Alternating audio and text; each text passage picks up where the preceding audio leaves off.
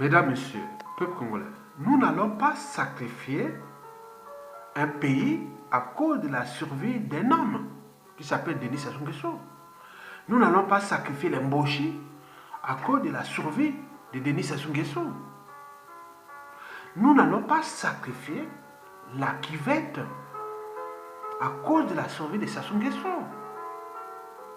Nous n'allons pas sacrifier le Nord, Congo, à cause de la survie de Sassou Nguesso. Un être mortel qui va partir historiquement et naturellement. Et on est en grandeur, on meurt. Ce sont les cycles de la vie. On ne va pas sacrifier les Larry Congo à cause de Sassou Nguesso. On ne va pas sacrifier le Sud Congo à cause de Sassou Nguesso. On ne va pas sacrifier les peuples congolais à cause de la survie des hommes. Nous sommes là pour penser le futur. Et le futur, c'est tout justement le passé et le présent qu'on ignore. Et donc, nous ne pourrons pas accepter ces renoncements, cette résignation. C'est que tous les peuples, quand ils regardent le Congo-Brazzaville, disent nous sommes ce qu'on appelle la honte, l'indignité des peuples. Nous sommes en train de laisser Sassou Nguesso détruire ce pays à cause de sa propre survie. L'enjeu est que Sassou Nguesso dégage. Mais il a les moyens de l'État. Il a transformé beaucoup d'intellectuels, cadres civils, politiques et militaires en indigènes. Et ce qui règne en ce moment, c'est l'obéissance à sa tyrannie, la soumission à sa tyrannie, et surtout la honte, la collaboration à sa tyrannie. Et qui va partir tout seul, voilà. Et après, combien d'autres victimes congolaises? Parce que l'enjeu est là, c'est comme on donne des petits tuyaux, quoi. Des bons plans, quoi. On dit, ah, si ça soit pu faire ça avec un peuple dans une situation où aucun peuple au monde ne pourrait l'accepter. Est-ce qu'il y a-t-il des armées? Est-ce qu'il y a des intellectuels et des cerveaux et tout compagnie? Mais on se demande. Vous savez que vous pouvez tout gagner dans la vie. Il vous restera toujours une seule ressource. Vous avez gagné ou perdu dans la vie. Il vous restera seulement une seule ressource. Le cerveau. Alors, Congolais, est-ce que nous avions encore un cerveau? C'est tout ce questionnement que je vais faire au fur et à mesure jusqu'à la chute inévitable du dictateur Sassou Nguesso. En réalité, nous sommes là dans le processus ou dans les mécanismes conduisant à faire chuter les dictateurs Sassou Nguesso. Mais en attendant, nous allons tout droit au niveau des problèmes. Parce que, historiquement, et jusqu'à nos jours, je suis toujours resté l'homme pragmatique. Moi, je ne pense pas... non, je suis pragmatique.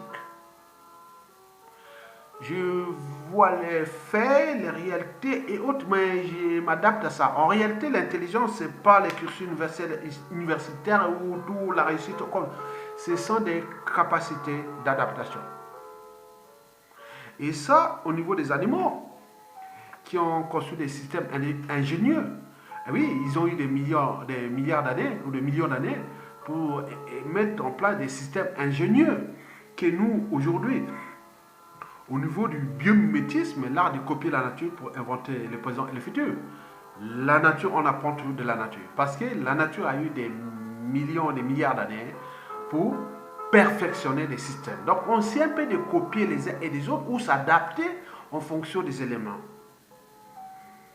Et donc, si vous allez sur Internet, tapez biomimétisme. Je suis un spécialiste et demain, je le ferai au Congo puisque j'ai vécu dans la nature, dans la jungle. Vous avez tout compris. Donc, on laisse là, on revient sur la situation.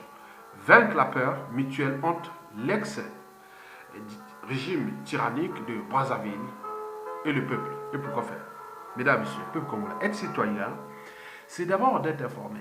Et pourquoi? Parce que l'ignorance est la pire des souffrances. Le savoir et la connaissance libèrent. N'attendez pas que la mort vous apporte un talent. Parce que l'être est, le non-être n'est pas. Et il ne suffit pas d'avoir des bagages. Il faut savoir où les déposer. Et donc, vous avez tout compris. Être citoyen, c'est agir en permanence. Et pourquoi? Parce qu'aucune cause n'est perdue d'avance. Parce que les causes humaines ne sont pas des lois naturelles. Elles sont accidentelles. Donc Sassou Nguesso est sorti d'une femme, d'un homme, je ne sais pas quoi. Il est arrivé là par des situations et il s'est trouvé là pour emmerder tout le monde. C'est accidentel. Il aurait pu arriver à une perturbation génétique ou un événement autre, il ne serait plus là. Donc ce n'est pas une loi naturelle, c'est accidentel. Donc agir en permanence pour les causes justes, dignes, nobles, légitimes, ça c'est l'esprit du citoyen. Ne jamais renoncer. Mesdames, Messieurs, peuple congolais. Vous savez que depuis 2015 déjà, Denis Sassou Nguesso tient. Il va consommer son hold-up, d'abord le coup d'État constitutionnel de 2015, puis consommer son hold-up électoral en toute illégalité. Et nous sommes en train de parler de 2020 et autres. C'est vraiment l'illégalité. Ailleurs, dans d'autres peuples, ce qui se soit fait là, non, c'est pas possible. Il va consommer ça en toute illégalité. En attendant, depuis ces coups d'État constitutionnel, en passant par le hold-up électoral et ses conséquences d'actualité, qui ont engendré d'abord des crises sociopolitiques, socio-économiques, sociales, humanitaires et voire écologiques. Mais n'oublions pas le sens culturel, parce que tout est en train d'être fracassé. Et donc, nous sommes là, arrivés à quoi? Depuis 2015, nous, en résultat des courses, faisons tout simple. Depuis 2015 et jusqu'à nos jours, nous sommes dans le statu quo. Donc, il y a un blocage quelque part. Donc, il y a des rapports de force et autres. Mais Sassou le sait très bien que le peuple est souverain et qu'il est éternel et qu'il a les derniers mots et les derniers jugements. Et donc, il bloque ça. Mais c'est un terrain de jeu entre, comme le jeu du chat et de la souris. Vient toujours celui du gendarme et du voleur. Et donc, vous avez tout compris. Donc, les statu quo est là. Et pour les dictateurs, depuis ce coup d'État constitutionnel, en passant par le hold-up électoral, ça l'arrange, puisqu'il a les moyens de l'État, il a peur, et il fait là parce qu'il a peur. On revient toujours à la peur.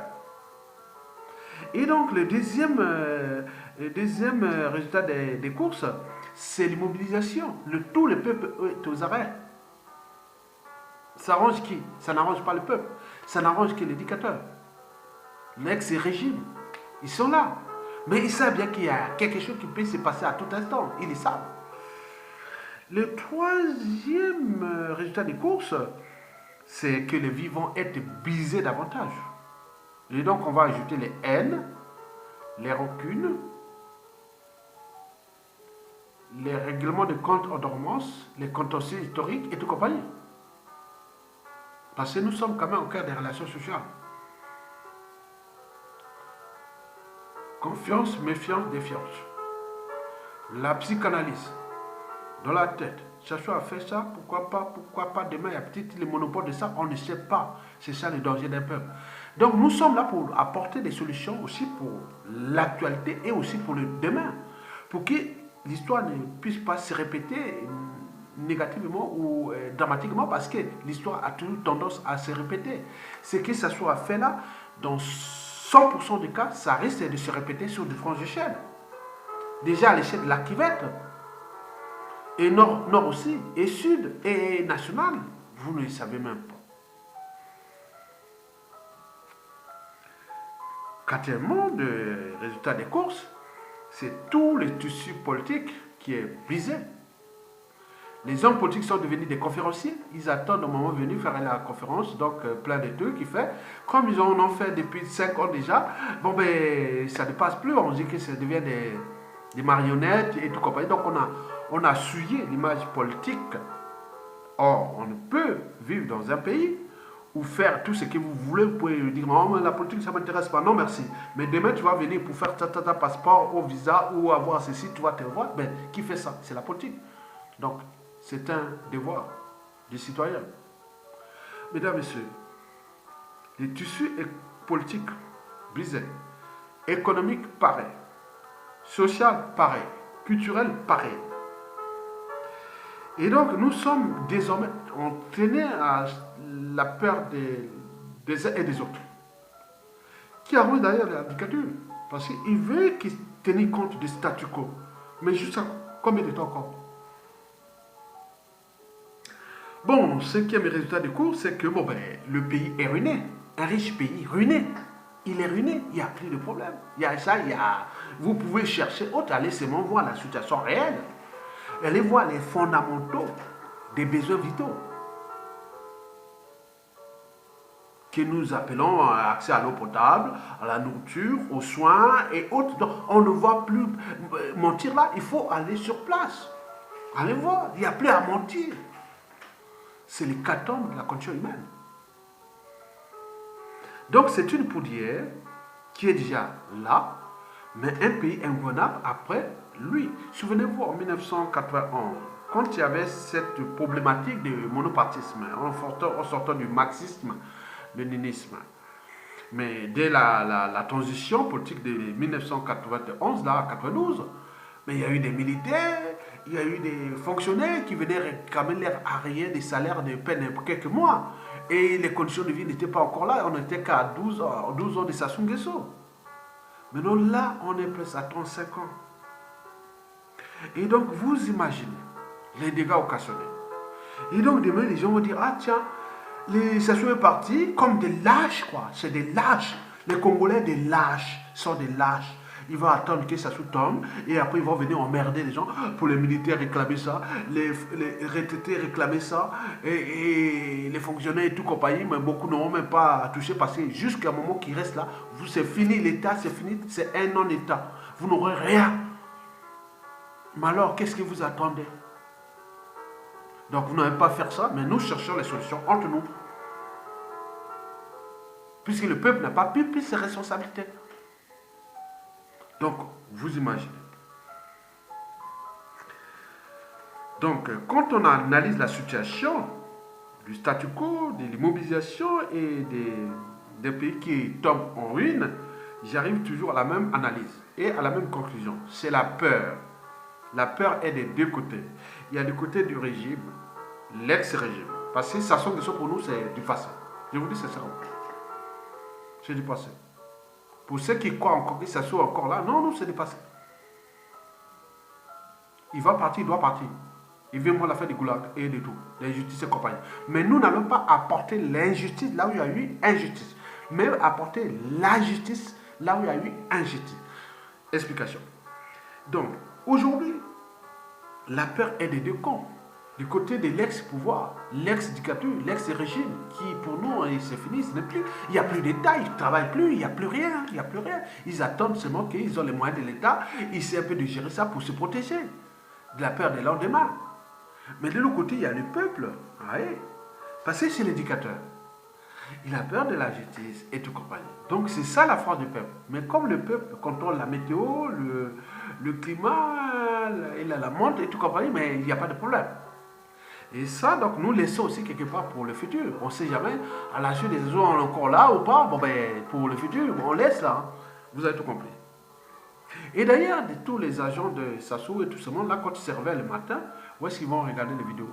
Ils vont regarder mes vidéos. Et au moment que je vais publier ça, et c'est, voilà, vous avez compris.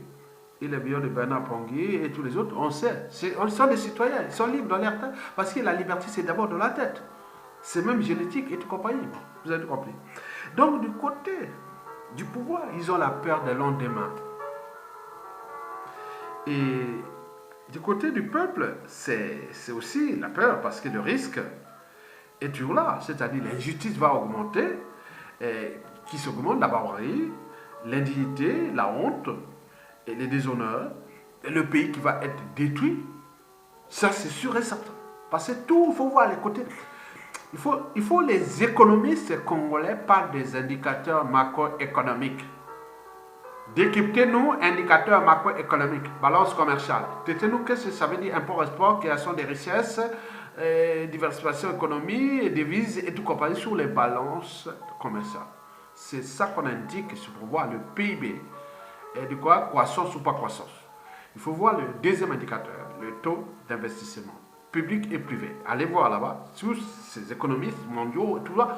Donc, il dit non, il n'y a plus, il n'y a plus. Donc, c'est une décroissance. Mais après, les deux indicateurs, balance commerciale et taux d'investissement public ou privé, et créent ce qu'on appelle le troisième indicateur qui s'appelle taux de consommation intérieure. Donc, ça se résume en pouvoir d'achat. Est-ce que nous avons encore un pouvoir d'achat? Au Congo, il n'y a rien.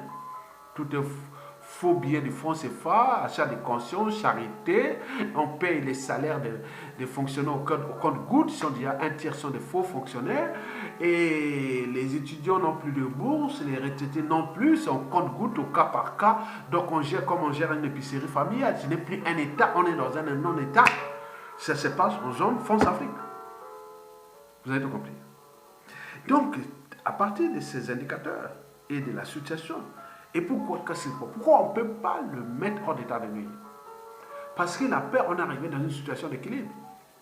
Ça soit la peur de perdre le pouvoir. Et tout le système et tout ça aussi.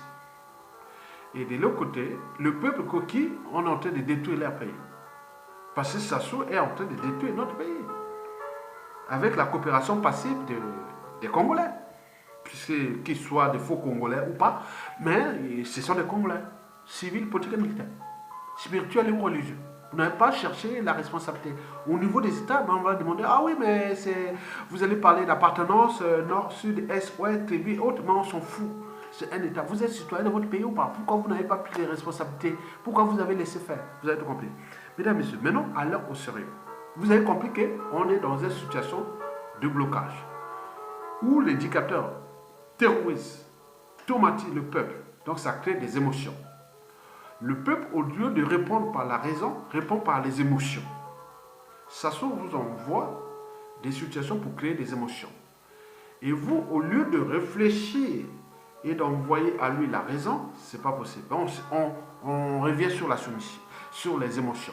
Les émotions que nous avons, l'acceptation de l'inacceptable, la soumission, le renoncement, la résignation, la peur. Mais, allons sur la peur des deux côtés. Mais comment sortir de cette peur? Donc, je vais ici vous analyser, d'écouter la peur et comment trouver des stratégies pour s'en sortir de cette crise-là. Je pense que la problématique de la peur peut être vue sur plein de niveaux. Il y a les niveaux scientifiques, c'est-à-dire neuroscientifiques, la peur. Elle fait partie des émotions. Or, on ne peut pas combattre une dictature, l'injustice, l'oppression et autres par les émotions. Parce que ce n'est pas pareil. On ne réfléchit pas par les émotions.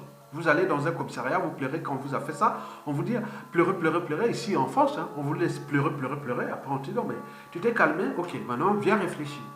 Parce qu'on passe des émotions, parce qu'on ne réfléchit pas dans l'émotion, en pleurant, dans la colère, de la tristesse. Non, il faut se calmer. Il faut t'aider de calmer parce que ça va passer à une autre étape, ce qu'on appelle la cognition, c'est-à-dire la conscience, c'est-à-dire la raison.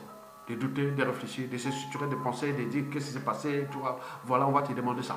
Chaque, ce que nous voulons.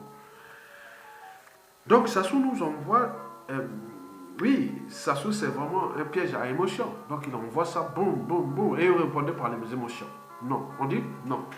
Ça peut exister. On le sait. Du point de vue politique, parce que les gens disent non, mais attends, si je perds, on parle tout, qu'est-ce qu'on va devenir, quoi? Qu'est-ce qu'on va devenir? Avec ce qu'on a fait à l'échelle nationale et aussi la diaspora et tout compagnie, qu'est-ce qu'on va devenir? C'est ça, la peur du régime. Au point de vue économique, ils vont dire, ah tiens, avec tout ce qu'on a fait, qu'est-ce qu'on va nous prendre ça, qu'est-ce qu'on va se retrouver des classements économiques, sociaux et tout ça, ils vont nous mettre qu'on va... Donc, c'est ça la peur. Social, voilà, il y aura des divorces, des problèmes de divorce, des familles déchirées et autres, parce que beaucoup qui avaient fondé leur rang social ou statut social qui est sur la pédation de l'État, donc ils vont se retrouver, ah tiens, mais attends, il faut maintenant commencer à bouger, quoi. On ne va pas que vivre de l'État. Vous avez tout compris?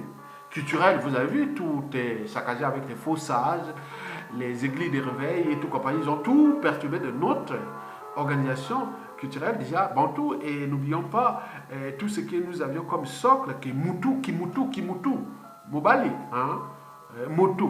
Donc on a perdu ça. Donc la chose de la dignité, de tout ça, on a tout perdu, on a tout saccagé.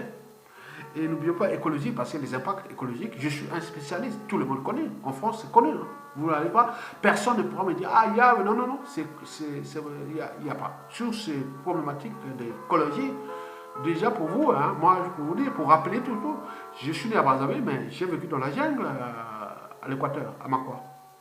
De l'école primaire, collège, jusqu'au lycée. Je faisais quand j'étais déjà au lycée, je faisais des tournées dans la jungle pour aller préparer la pêche, la chasse, surtout beaucoup la pêche pour payer les fournitures scolaires. Je passais mon temps dans la langue, je veux faire des expéditions, on amenait que les aliments, les maniocs et tout compagnie, mais on passait 2 mois ici, j'étais vraiment spécialiste de la jungle. Et après faire les études de biologie, on s'est mis au lycée à Daporo, c'est prouvé, Seminade. Après rentrer en France, continuer sur sciences de la vie et de la terre, les sciences de l'environnement et du poumon durable, et de tout ce qui est des problèmes. Donc moi, en tant que mes formations, je serai toujours jamais inadapté. Je suis mes trucs que j'ai dit, j'avais pensé déjà avant. Je ne serai jamais inadapté à ces enjeux qui touchent les eaux et forêts, les problèmes de nos ressources naturelles, des cycles de vie énergie-matière, c'est-à-dire l'exploitation des matières premières, puis l'économie, valeur ajoutée, transport, consommation, exploitation. Donc, tout ça, c'est dans les normes, les réglementations et tout compagnie. Nous, on est des spécialistes. Et un qui est venu me dire, ah oui, mais tu connais la biologie végétale, tu vois les méristènes. J'ai dit, attends, bon, bref.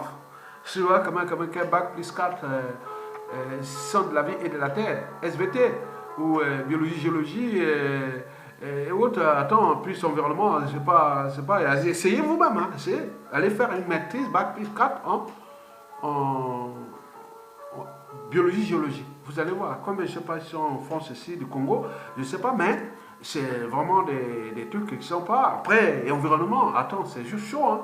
Donc vous n'allez pas venir faire là parce que ma formation sera toujours adaptée parce qu'en dehors de ça, je pratique l'écologie et j'ai la base déjà moléculaire, génétique, scientifique et tout ce bleu parce que je connais bien les termes.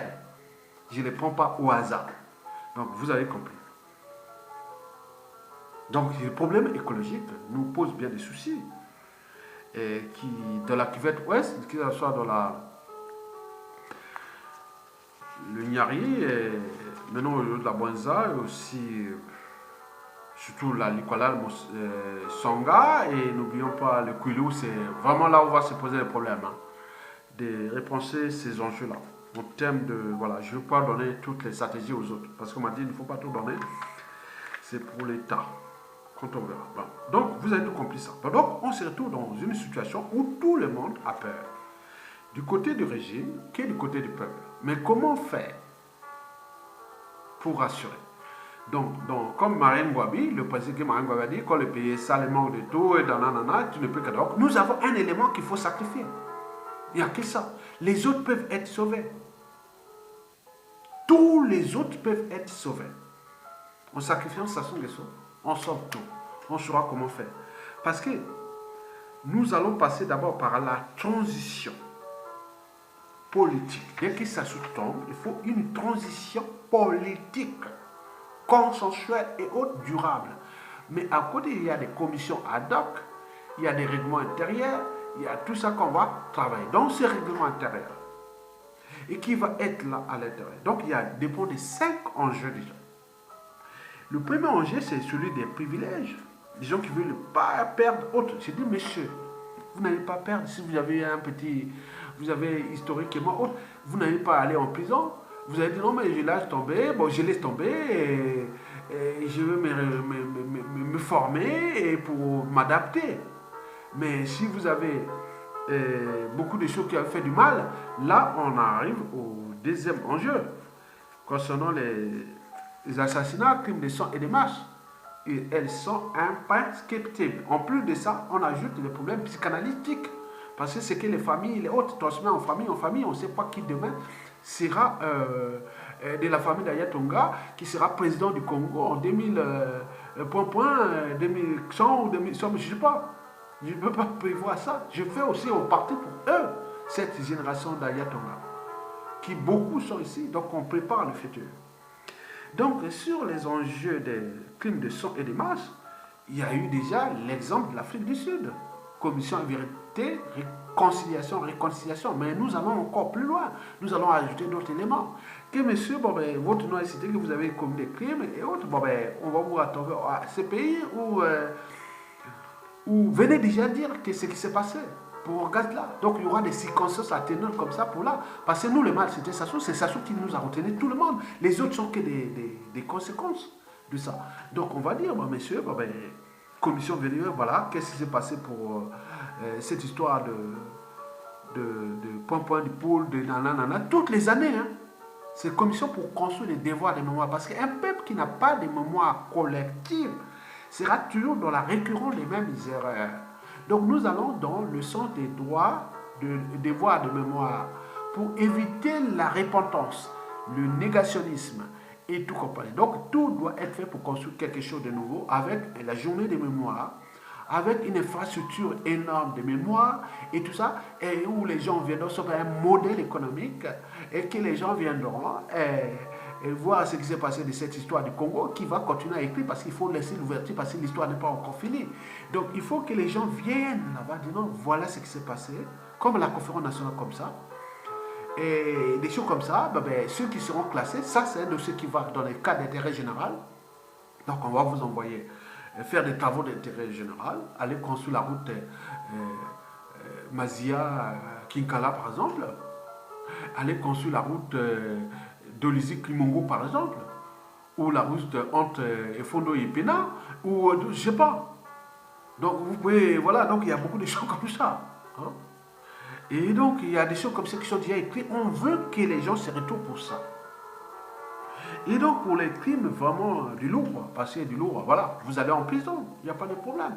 Mais vos enfants autres, il sera que bon, tu as, oui, l'humanité a besoin que tu vas faire ça et après tu sors de là, bon ben, j'ai rempli ma mission, mais les enfants vont être occupés parce qu'il a dit la vérité, il a été condamné, son affaire est allée après la commission, son affaire est allée dans l'étude d'intérêt général, on va le travailler dans les cas d'intérêt général.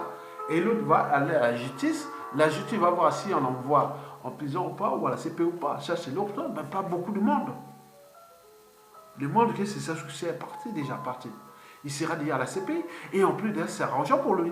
Il va rester dans les conditions, et voilà, et mourir là-bas, et soigner bien, là à côté, aux Pays-Bas. Il n'y a pas de souci. Mais les autres le pays sera sauvé. Au lieu de les détruire, à cause des normes, l'existence des normes qui veulent les moyens. Donc, séparez-vous des stations de secours, comme Marine Ouattara a dit, quand le pays est sale, est mort de tout, voilà, vous avez tout compris. Il avait le courage. Mais c'est un lâche qui veut s'accaparer de ce pouvoir pour détruire tout un pays, tous les tissus humains au Congo. Non, on ne va pas les laisser comme ça. Donc, sur le problème des crimes, on peut trouver des synthèses et autres, mais la justice doit toujours passer. Et après les synthèses-là, il y a des commissions de réconciliation, et cette commission, il y a aussi les problèmes de réparation. Ce qui s'est passé dans le pôle là est inacceptable, intolérable. Et historiquement, nous devons reconstruire ça. Mais n'oublions pas qu'il y a, quand après le coup d'État, il y a eu des opérations, tout ça, tout ça dans le Nibolek. On a tué aussi les gens, on a fait des tours. Donc nous ne voulons pas faire ça. Et donc il faut repenser ça. Donc ça, c'est possible. Ne venez plus dire, ah oui, ce que j'ai subi, c'est quand même. Bon, jusqu'en 2012, j'ai subi ça. Mais oui, la cuvette, Sassou, les Makwa, les Mboshi, les Kouyou, bon, nous allons réparer ça. Il faut que nous réparons ça, mes frères.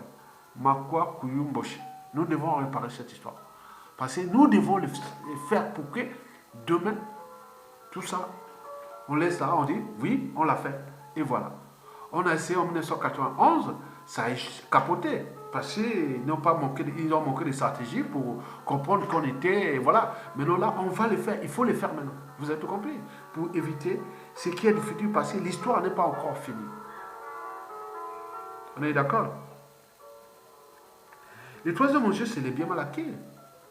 Ils ont des magots. Attends, au niveau du pays, il n'y a pas de souci. on va voir la rétrocession, les trucs fiscaux et tout compagnie. Il n'y a pas de problème. Il y aura ça méthodique au niveau fiscal, au niveau de la rétrocession et tout ça. Donc les gens disent, ah tiens, bon ben, pourquoi tu as l'hôtel Point-Point-Keng, hôtel, on dit, bon, tout sera cartographie et autres.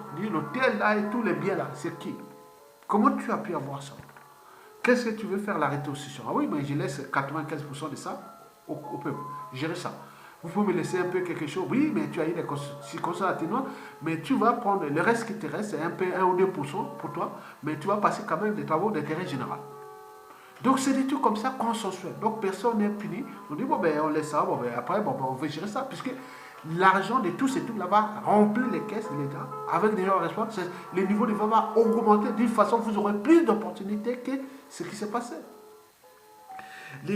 Rodolphe Adala, l'ambassadeur là du Congo Brazzaville à Paris, là.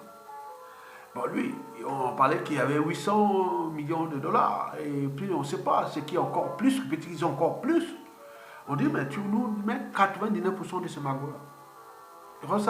Rodolphe Adala, ton nom n'est plus souillé, et tout est là, tu restes maintenant là. C'était le truc, lui, je fais. Vous avez les cas de l'Angola, ce qui se passe en Angola. Vous avez aussi en Nigeria. Vous avez vu aussi les exilés fiscaux en France. La France a gagné en 2019 19 milliards de dollars. À cause des exilés qui disent on aime notre pays, on ne va plus se cacher comme ça, comment on remet. Donc vous devez vous préparer à cette commission de bien mal acquis et de tout les plus faire. Et donc tout ce qu'ils vont faire là, ne cachez rien. Parce que si, avec les règles, si on vous retrouve là, voilà, vous pouvez avoir des soucis pour la suite. Donc il faut ramener ça pour repenser le pays.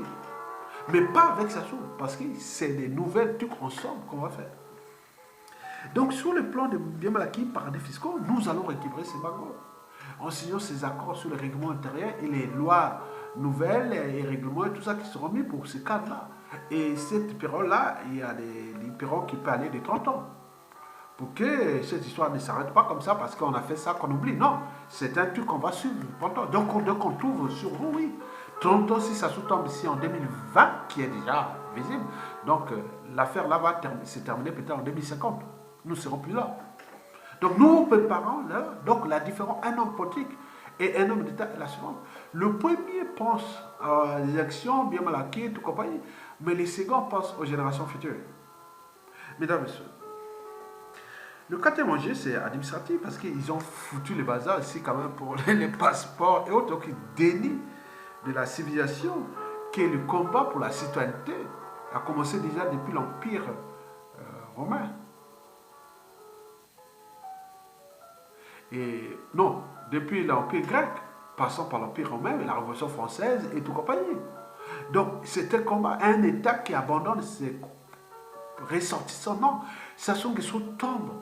Il faut se le dire. Tout ce qui est de votre mobilité, vous n'aurez plus la grande cour de requête des passeports diplomatiques. Non.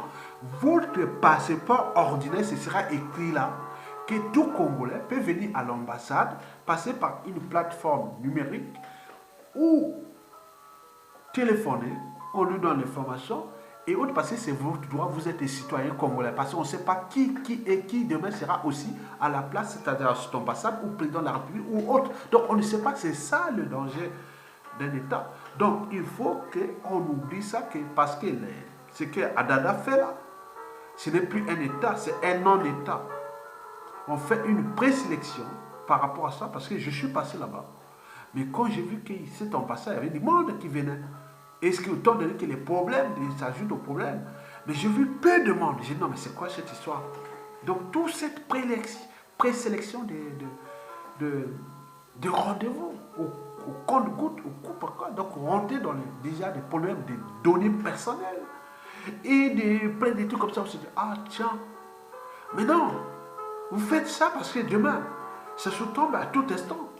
Mais cette ambassade-là, ce sont des résidents, on va contrôler ça. Attends. Et donc, ceux qui sont aux agents de l'administration consulaire et de compagnie, faites votre travail de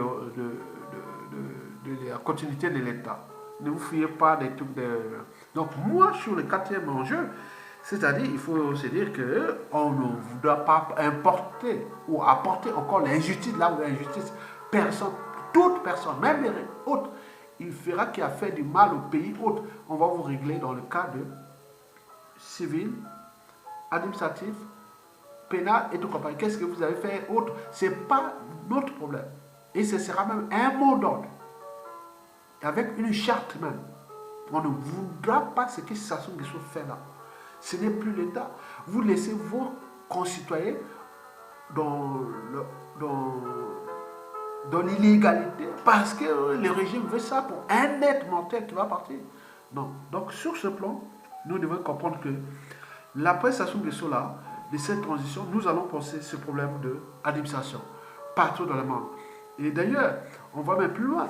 Et nous devons mettre les moyens des fonds qui seront réservés et j'irai bien que tout Congolais qui est dans le monde, il arrive une situation. Par exemple, ceux qui sont en Chine, ils sont abandonnés. Nous, on a la chance d'être en Occident. Et partout. Non, on voudrait que quelque part, quand on parle des Congolais, c'est ah, mon Dieu. Et ça tire l'attention à d'autres peuples au niveau de valeur ajoutée haute. Donc, je peux aller investir au Congo, je peux aller là-bas, on respecte les gens. Et donc, vous avez compris, les ressortissants, on n'abandonne pas comme ça, on ne fait pas du banditisme. Là, nous sommes purement dans le banditisme d'État. Hein. Du terrorisme d'État à l'échelle des diasporas, là où il y a la société, la civilisation. Mais comme des fois, ce qui se passe au pays là-bas.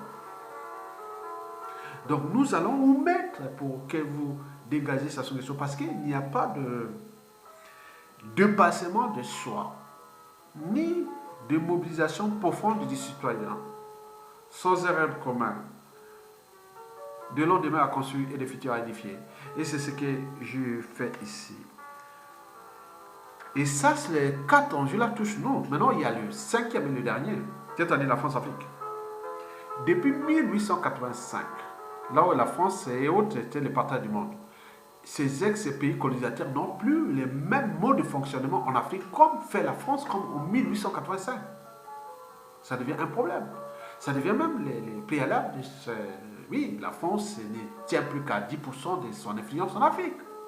Alors qu'en 1945 à 1960, puis jusqu'à 1989, déjà 45, parce que c'est ces accords que les Britanniques et les Américains, bon ben, tu as beaucoup de colonies, mais tu vas les décoloniser, bon, en contrepartie, on va te laisser le FMI, on va te laisser ça, gendarme d'Afrique, c'était l'entente occidentale.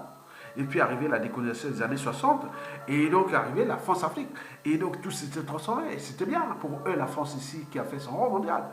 Mais il n'a pas compris qu'au fur et à mesure, elle est décroissée, parce que déjà 60 jusqu'à 80, jusqu'à la chute de Mitterrand, pas la chute, la mort de Mitterrand ou l'arrivée de Chirac, la France était la 4e puissance économique du monde. Et là, encore aujourd'hui, 7e. Et l'Allemagne, qui n'a plus de colonies, et tout ça, est toujours 4e du monde et première d'Europe. Mais comment fait-elle pour se maintenir sur rang mondial? Alors que la situation qui se décide, l'Allemagne cherche peut-être à rouler la France à tout instant parce que les enjeux des États sont là. Et d'ailleurs, l'Italie, qui n'a plus de colonies aussi en Afrique, elle se râle avec des problèmes d'immigration.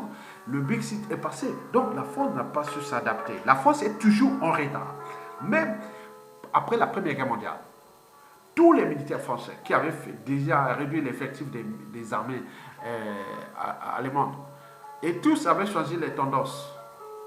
En même qu'ils prenaient les lois liberticides contre l'Allemagne. Ils ne savaient pas qu'ils se préparaient contre la France. Quand il est arrivé la débâcle, qu'est-ce qu'il a fait? Tous les militaires étaient choisi les tendances. Et quand il décolle et tout ce monde-là, ils se trouvent, voilà, il n'y a plus rien. Et jusqu'en 1922, la France était la première puissance économique du monde. Tu vois? Vous voyez? Donc, vous avez dit qu'elle est super là. Donc, nous voulons dire que comment repenser la France-Afrique nouvelle en s'inspirant des expériences du passé, qui est déjà les ex-pays colonisateurs l'ont fait. Comment trouver ça? Pourquoi il y a les dynamismes de respect des fondamentaux des règles économiques et financières du business en Afrique anglophone que en Afrique francophone, et que malgré les anthropologies endogènes, parce que l'Africain est souvent tendance pas à respecter les règles, il est de mauvaise foi, jaloux, il ne sait pas multiplier ni additionner les bonnes volontés, les talents, il faut qu'il soit devant le fait accompli pour dire ah oui, je veux maintenant autre, alors qu'ils ont toutes les bonnes volontés, les énergies, les talents, et ils cherchent toujours à les diviser ou à les soustraire, et autres jusqu'à combien de temps encore. Donc nous, au niveau de cette France-Afrique, c'est tel aujourd'hui, au vu des enjeux qui se dessinent. et qui dit, non, écoutez, bon, ben, sur ce plan, je vais réorganiser euh, le système. Donc c'était une affaire d'agiter les neurones, c'est-à-dire repenser que, est-ce que je n'aurai plus d'ingérence avant cette ingérence, je vais d'abord éjecter ces dictateurs-là, ou trouver des compromis avec ces dictateurs-là, puis mettre des solutions qui n'auront plus d'ingérence genre démocratique et autres, mais on va que sur l'économie, et en trouvant des traités, des conventions, et qui vont être notre histoire déjà de la France-Afrique, et l'Afrique, la langue déjà, et tout ça, ça va encore durer des années. Et donc, comment trouver ces équilibres-là pour avancer et répondre. Donc, c'est la France aussi de comprendre que bon, ben, l'Afrique n'a pas besoin de la France. Et elle d'ailleurs, la France. Mais la France a besoin de l'Afrique. Mais l'Afrique aussi. Donc, c'est un jeu qu'il faut comprendre. Attends, mon Dieu. Oh là là, mon coco était déjà élu. Et non, nous aurons déjà repensé la France-Afrique depuis. Hein. Ah oui. Donc, comment repenser tous ces équilibres majeurs qui se dessinent en ce début du XXIe siècle avec les bouleversements qui sont déjà là. Hein? Donc, je vais parler plusieurs trucs. Donc, on arrivera. Mesdames, Messieurs, peuple congolais. Donc, pour notre cadre, c'était pour rassurer le système, Sassou Nguesso. Et de tout ce monde-là, il faut les lâcher. Et qu'à ce moment-là, on prend des préalables, libérer tous les prisonniers politiques. Le président élu Jean-Marie Michel Mokoko. Et après, on crée des commissions ad hoc. On peut même les faire aujourd'hui. Mais n'oubliez pas que nous avons un gros poisson, un gros grec, il reste la France. Ne sortez pas de là sans parler de la France. Parce que la vie, c'est, oui, un enfant, c'est un processus. Il ne faut pas aller s'affronter comme ça. Donc, il faut aller dans des équilibres qui avancent. Et donc, nous devons comprendre comment la France peut-elle structurer, organiser maintenant les problématiques, parce que tout bouillonne en zone France-Afrique. Et qu'au vu des situations qui se dessinent, beaucoup cherchent à se positionner, bien sûr, du côté des Américains, mais l'Amérique fait encore l'aide de la France. Et l'aide, même s'il y a des différences politiques, Macron, Donald Trump, et tout comme ça, mais il y a l'impact occidental qui est là, on le sait, nous le savions, même entre Occident, si se bousculent, ils sont plus hautes. Et donc, si la France ne sait que pas, mais les autres tirent les ficelles. Donc, c'est un truc, oui, tu comprends? C'est un peu comme le modèle chinois, hein, asiatique. Vous savez que les Noirs sont toujours dans la soumission totale. Totale. Tu es noir, on va te faire voir. Mais les Asiatiques sont, comme on dit, si tu es bien, si tu es brun, tiens-toi bien. Mais ils ont un système d'encerclement. C'est une stratégie asiatique. S'il veut tomber quelque chose, il passe, il met les trucs pions par-ci, par-là, et après, vous étouffez. C'est comme un truc qui vient prendre un œuf, là, après l'animal. Voilà. Vous comprenez, en sauce naturelle, voilà. Donc, vous connaissez bien. Donc, les Chinois, les Asiatiques, ils mettent les pions par-ci, après, ça saute. Or, que la théorie occidentale, c'est l'affrontement permanent. Le meilleur gagne. Jusqu'à détruire autres, c'est l'affrontement. Donc, nous, on n'est pas dans la violence de dire non, on va s'affronter à la France. Donc, comment faire? Mais ils sont dans la dynamique que non, mais il faut, si tu n'es pas fort, on vous fait quoi? Mais les Chinois, ils ont compris ça. Les Arabes sont un peu toujours dans la contestation. Permanente. Ils ne gèrent jamais. C'est-à-dire les Noirs se soumettent, les Arabes contestent permanemment, les Chinois, ils font des trucs, et les Occidentaux, toujours l'affrontement. C'est-à-dire le meilleur gagne. Et donc, vous avez tout compris. Merci beaucoup.